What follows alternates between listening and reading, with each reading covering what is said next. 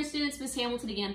So now what I'm gonna do is I'm gonna show you how to measure some spices, okay? What's really nice about this, all you need is just a little measuring spoon. Now I'm gonna give you a little hint here, okay?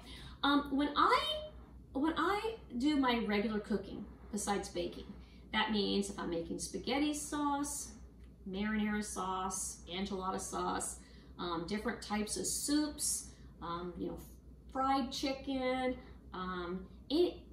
Alfredo here at my house.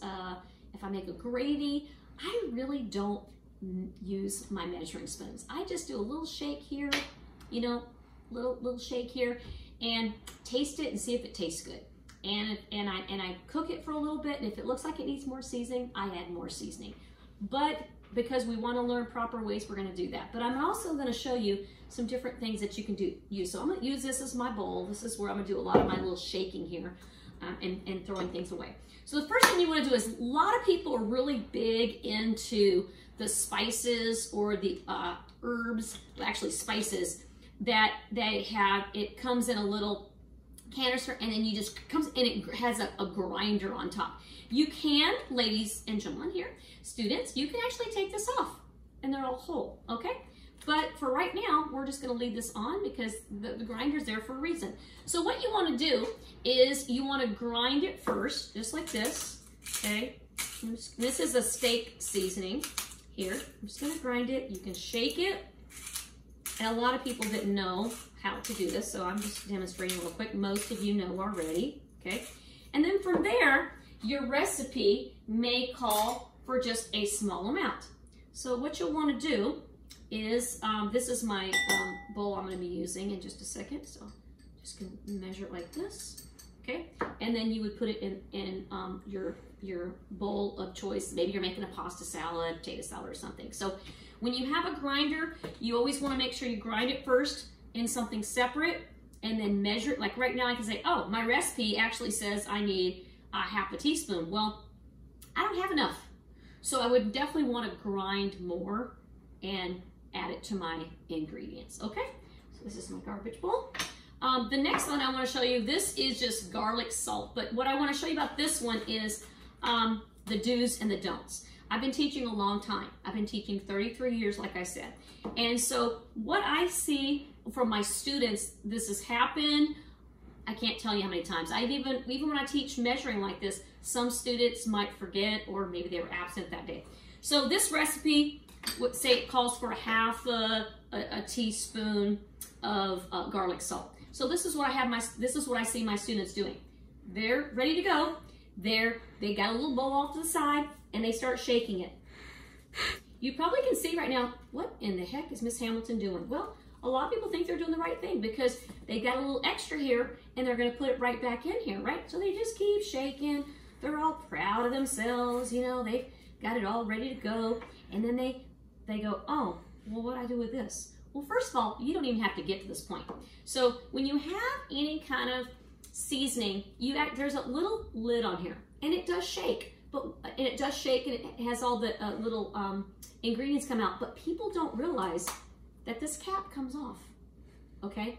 And so now that you know that, all you have to do is take that little measuring spoon here, scoop it in there. You don't even need a knife because you just kind of level it off. That's all you do.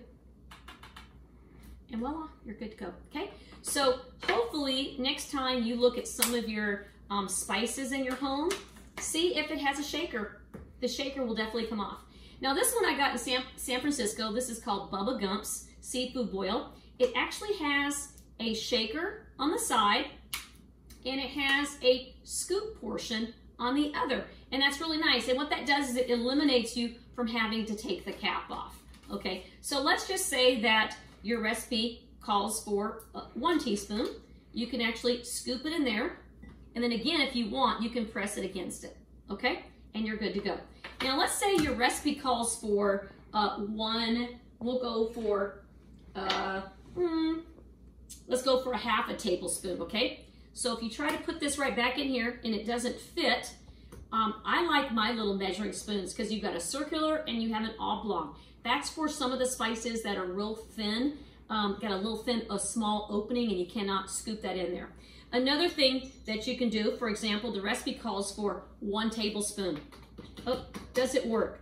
So there are going to be times that you need more ingredients and your measuring device just will not fit on the side. So you can actually scoop it out then and do it that way. And you can do that right here and just kind of level it off. Again, this is my Bubba Gump's seafood boil, okay?